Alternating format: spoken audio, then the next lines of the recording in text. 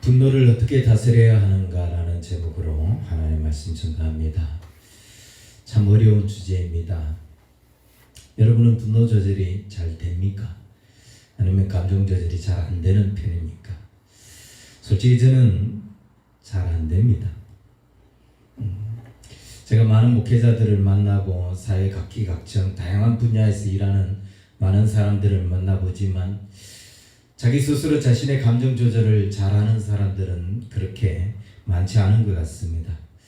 성격 탓일까요? 감정 조절이 잘 되는 사람을 보면 참 부럽습니다. 어떻게 저렇게까지 조절이 되지? 라고 의문이 들 정도로 잘하는 사람도 있어요. 지금은 다른 지역으로 가서 목회를 하시는 분이지만 전에 이 지역에 같이 있을 때 함께 운동도 하고 교제하고 그랬던 목사님 계시는데 저는 아직도 그 목사님 생각하면은 가장 먼저 떠오르는 게 참 감정 조절 잘한다. 이게 가장 먼저 떠올라요. 물론 그 목사님은 우리 교회 장로님인데 어떡하겠습니까? 라고 이제 이유를 이야기하는데 사실 그것조차도 못하는 사람들이 참 많거든요. 어쩌면 우리도 내 교회 성도들, 우리 교회 공동체, 우리 교회 장로님하고 부딪히는 문제라면은 어떻게든 또 감정 조절하면서 그렇게 잘 견뎌내겠죠. 그런데 우리가 많이 문제가 되고 다툼이 일어나고 사고가 되는 것, 그게 어떤 화가 되는 것, 이런 감정은 나와 상관이 없는 사람들, 나와 교제권이 없는 사람들, 나와 깊은 관계에 있지 않는 사람들, 이런 사람들과 무슨 어떤 감정의 문제가 발생했을 때 그때 분노 조절이 안 되더라는 겁니다. 그래서 그 감정 조절을 못해서 많은 다툼이 일어나는 경우가 참 많은데 통계적으로 봐도 그렇고 또 심리학적으로 봐도 그렇고 왜 이렇게 사람들이 감정 조절이 안 되는가? 상처가 많은 사람들이 특히 상대적으로 감정 조절이 안 된다고 합니다. 왜? 쌓인 것들이 많았고 그 쌓인 것들이 건드려졌거나 이랬을 때 물론 내 안에 있는 이 상처가 건드려지지 않았을 때는 적당하게 우리도 감정 조절을 하면서 살아가겠죠. 그런데 이게 건드려졌을 때 뭔가 자존심이 건드려졌거나 내 안에 있는 어떤 상처가 건드려졌을 때 그때조차도 감정 조절 잘하는 사람 참 드뭅니다. 하지만 우리는 분명히 살아가면서 감정 조절, 분노 조절을 하면서 살아가야 돼요. 왜 이 분노 조절이 필요한가? 잠언서 14장 29절에 보면 우리에게 이렇게 말씀하십니다. 노하기를 더디하는 자는 명철하여도 마음이 조급한 자는 어리석음을 나타내느니라. 15장 18절에도 분을 쉽게 내는 자는 다툼을 일으켜도 노하기를 더디하는 자는 시비를 그치게 하느니라. 또 16장 32절 노하기를 더디하는 자는 용사보다 낫고 자기 마음을 다스린 자는 성을 빼앗는 자보다 낫느니라.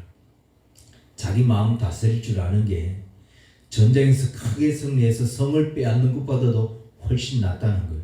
그만큼 내게 유익한 것, 그만큼 내 삶에 보람되게 만들어주는 것, 그게 감정 조절이라는 거예요. 그래서 감정 조절하는 능력이 우리에게는 필요하죠.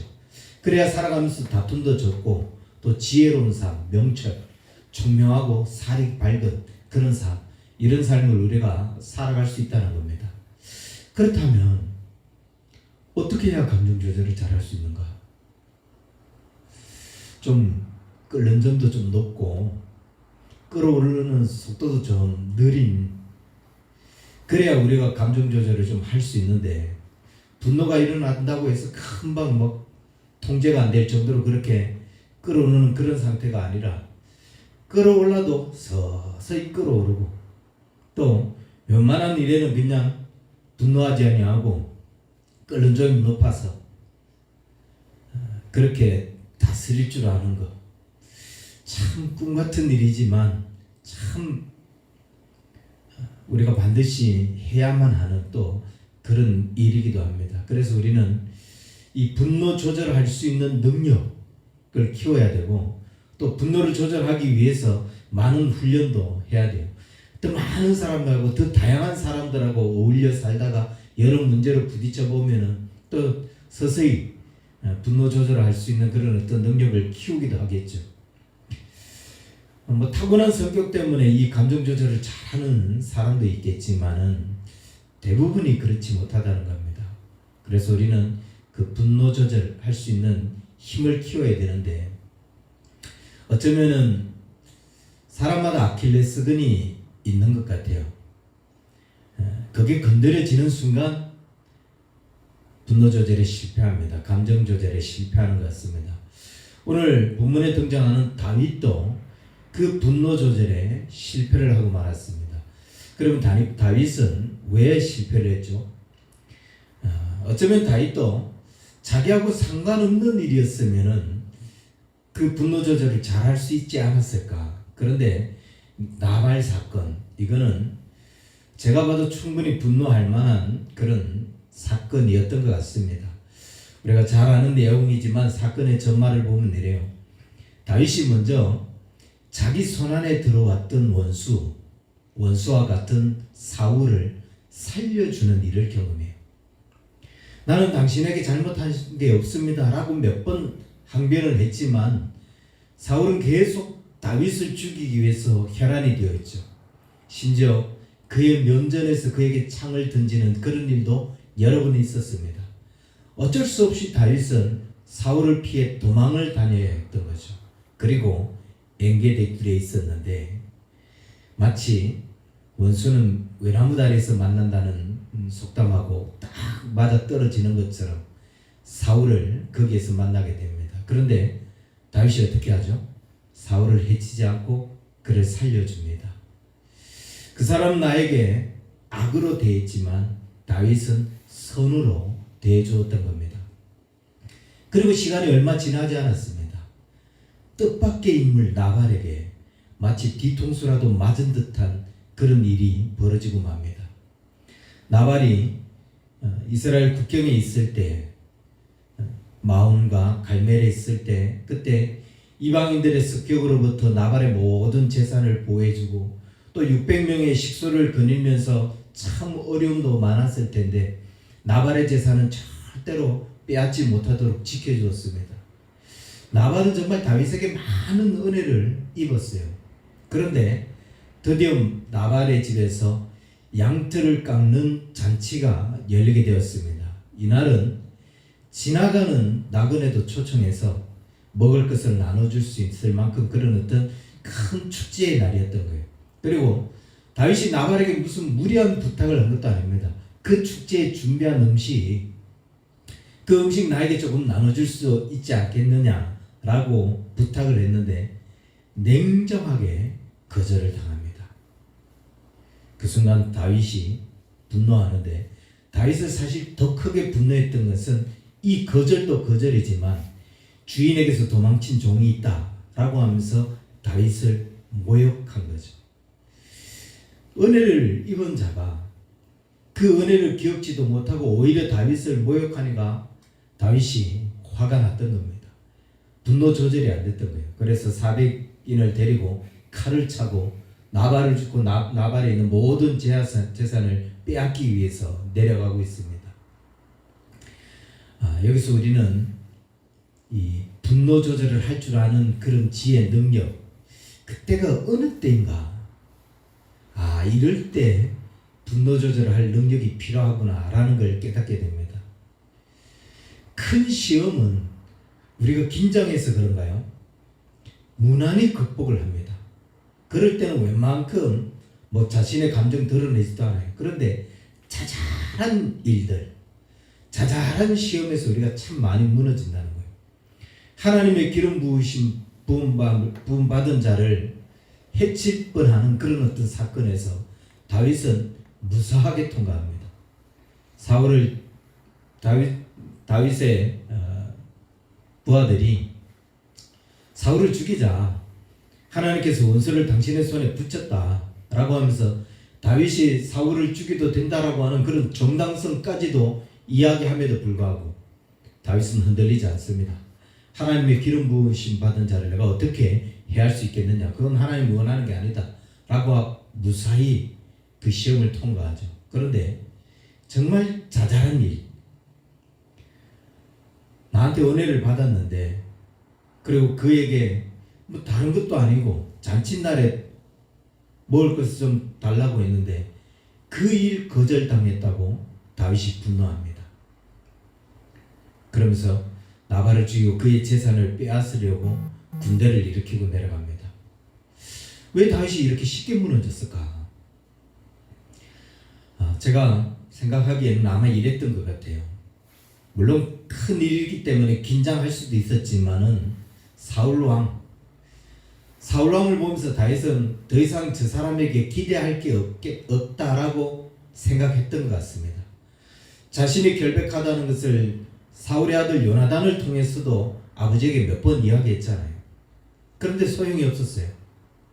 그래서 아마 다윗은 더 이상 저 사람에게는 기대할 게 없다라고 마음에 어떤 단정을 지은 것 같아요. 그런데 나발의 경우는 다르잖아요. 자기에게 은혜를 입은 자입니다. 그렇기 때문에 잔칫날에는 얼마든지 자기에게 이 정도는 호의를 베풀 수 있을 거라는 그런 어떤 기대감을 가지고 있었던 겁니다. 그런데 그 기대가 무너지니까 아무것도 얻지 못하니까 거기에다가 모욕까지 당하니까 다윗이 화가 날 법하죠. 우리가 분노 조절이 정말 필요할 때가 바로 이런 때인 것 같습니다. 큰 문제, 우리가 영적으로 어떤 긴장하고 있을 때, 그럴 때는 어떤 일을 만나도 분노 조절 잘하면서 감정 조절 잘하면서 잘 견뎌내요. 그런데 긴장감이 늦춰졌을 때, 아주 자잘한 일, 사소한 일, 그런 일을 만났을 때 우리가 쉽게 무너지더라는 거죠. 또 한 가지는 이 사람에게 아무것도 기대하지 않아요. 뭐 너는 원래 그런 사람이야 라고 마음속에 제쳐놓으면은 그가 어떻게 해도 별로 이렇게 감정이 상할 일이 없어요. 그런데 나발처럼 조금이라도 뭔가 기대를 했던 사람, 최소한의 너는 이 정도는 해줄 줄 알았다, 최소한 너는 이 정도의 예의는 지켜야 된다 라고 기대했는데 그 기대가 무너지는 순간 감정 조절이 안 되더라는 거죠.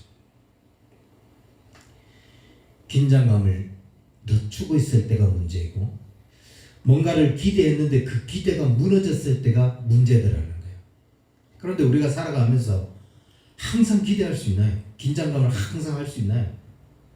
그리고 뭐 만나는 모든 사람, 우리와 교제권에 있는 사람, 공동체 안에 있는 모든 사람에게 너는 원래 그런 사람이야 라고 하면서 아무런 기대도 하지 않고 그렇게 살아갈 수 있느냐? 이건 불가능하지.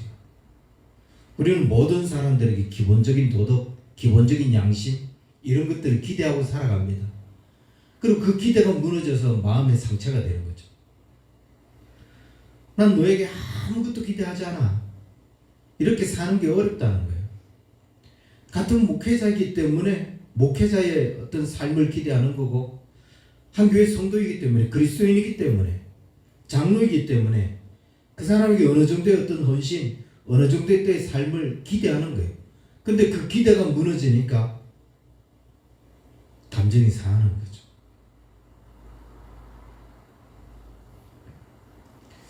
근데 이때 조심해야 된다. 그 기대가 무너지더라.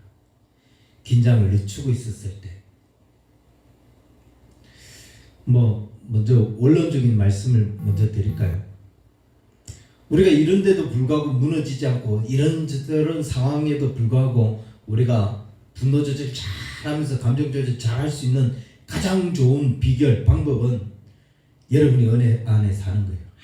항상 하나님의 은혜 안에 사는 겁니다. 은혜에 붙잡혀 살아가고, 그럼 여러분 절대로 실수하지 않습니다. 근데 이렇게 이야기하면은 당신도 못하는 걸 왜 우리한테 이야기하냐? 목사도 안 되는데 그렇게 말할 수 있습니다. 목회자인 저도 장담할 수 없는 삶이죠.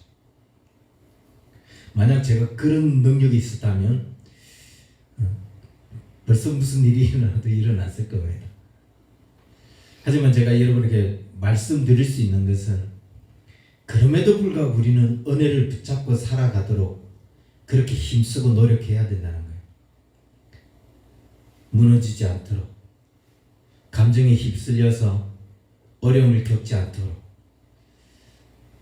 그 모든 상황을 지혜롭게 대처할 수 있는 그런 능력을 길러가야 된다는 거예요. 그렇기 때문에 우리가 예배의 회복도 필요하고 기도의 삶도 필요하고 항상 자신의 영적인 상태를 점검하는 그런 삶도 필요하겠죠. 또 한 가지 비결이라고 이야기하면 계속 자신의 사명을 붙잡고 있으면 됩니다. 나는 어떤 사람이다. 하나님께서 내게 어떤 삶을 요구하고 계신다. 그 삶을 계속 그 사명을 계속 붙잡고 살아가면은 우리가 무너지지 않습니다. 사명을 잃어버리는 순간, 자신의 정체성을 잃어버리는 순간 우리는 육체를 쫓아 살아가요. 세상을 쫓아 사는 삶이 되고 맙니다. 다윗을 볼까요? 다윗이 사명감에 붙잡혔을 때, 사명감에 사로잡혔을 때는 사울에게 막 쫓기는 그런 상황입니다. 그런데 그럼에도 불구하고 그일라 사람들이 블레셋의 공격을 받았을 때 어떻게 이야기해요? 어떻게 합니까? 가서 그일라 사람을 구해야 되겠다. 그리고 식광야에 있을 때 식광야 사람들을 다윗이 도와줍니다. 큰 은혜를 입었죠. 그런데 사울이 다가온다는 이야기를 듣고 식광야 사람들이 사울에게 쫓아가서 다윗 척에 있어요. 고해바칩니다. 이때 다윗이 어떻게 행동하죠? 저 사람들 입장에서 충분히 저럴 수 있다 라고 하면서 그냥 조용하게 그 자리를 떠나잖아요. 아무도 해치지 않고. 그런데 긴장감을 놓치고 사명감을 놓치고 감정에 사로잡혀 있을 때 그때는 먹는 것 때문에 무너집니다. 먹을 것 주지 않았다고. 자기가 은혜를 베풀었는데 은혜를 원수로 갚았다고. 그러면서 400명에게 칼을 차라고 하면서 나발을 죽이러 내려가는 분노를 조절하지 못하고 있는 다윗의 모습을 보게 돼요.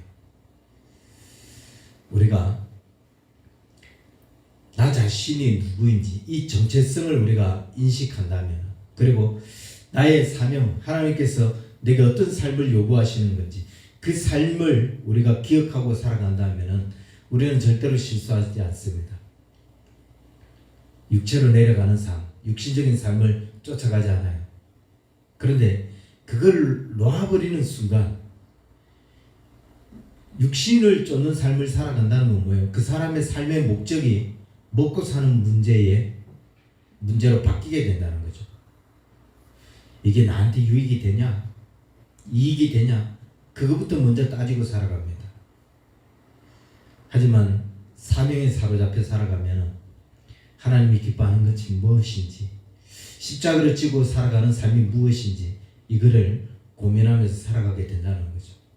그래서 끊임없이 우리는 자신의 어떤 영적 상태를 점검하고 또 기도하고 믿음의 훈련들을 하면서 사명감에 사로잡히는 그런 어떤 삶을 살려고 애를 써야 됩니다. 자, 그런데 이런 원론적인 것 말고 좀 인간적인 것, 좀 현실적인 것.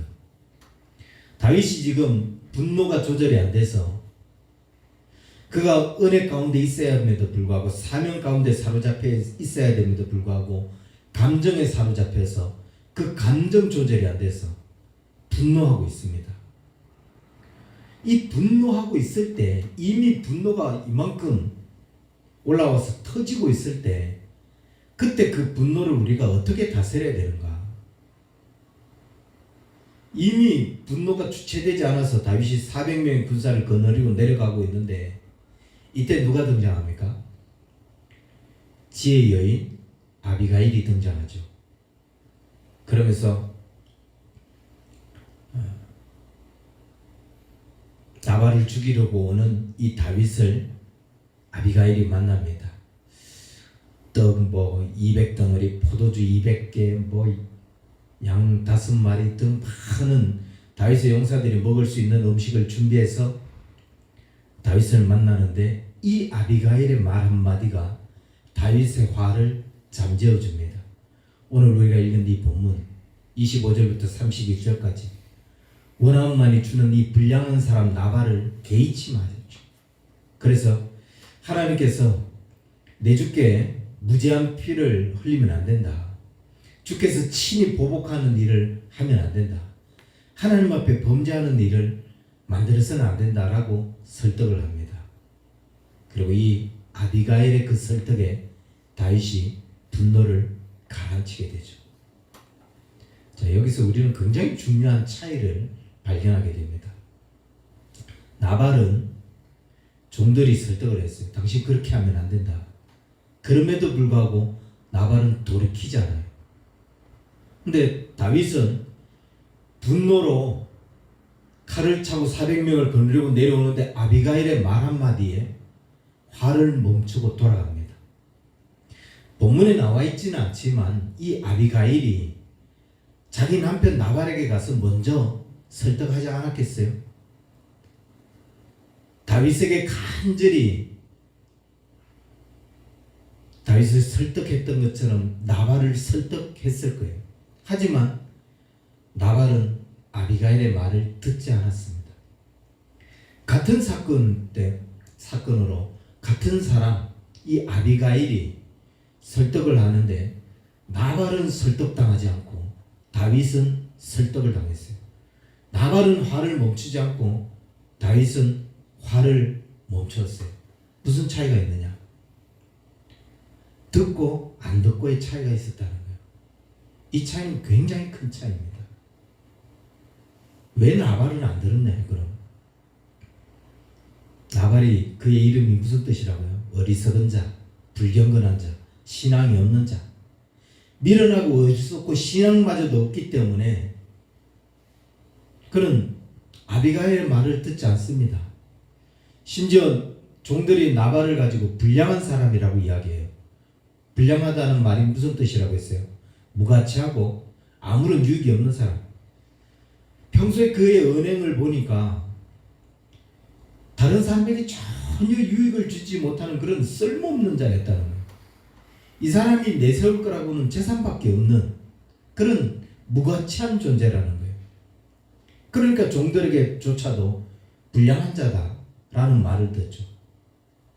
이런 사람이니까 평소의 삶이 그러니까 아비가일이 그렇게 타이르고 종들이 타이르는데 불구하고 화를 멈추지 않습니다. 절대로 다윗에게 줄 수 없다라고 하죠. 그런데 다윗은 달랐어요. 우리가 잘 아는 대로 지금 다윗은 비록 감정에 사로잡혀 있지만 그는 하나님을 경외하는 자예요. 그래서 아비가일이 왔을 때 하나님 앞에 실수해서는 안 된다 라는 그 말 한마디에 그의 분노를 가라앉힙니다. 우리가 화를 다스려야 하는 이유, 우리의 감정을 조절해야 하는 이유는 여기에 있어요. 우리는 하나님의 사람이에요.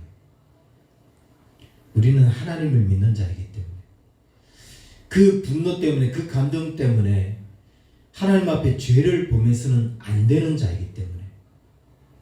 그런데 너무나 감사한 것은 우리 주변에 항상 우리가 분노로 인해서 감정으로 인해서 조절이 안 돼서 다윗처럼 씩씩거리고 있을 때 그때 아비가일과 같은 지혜로운 사람들이 항상 우리 곁에 있다는 거예요. 그러지 마세요.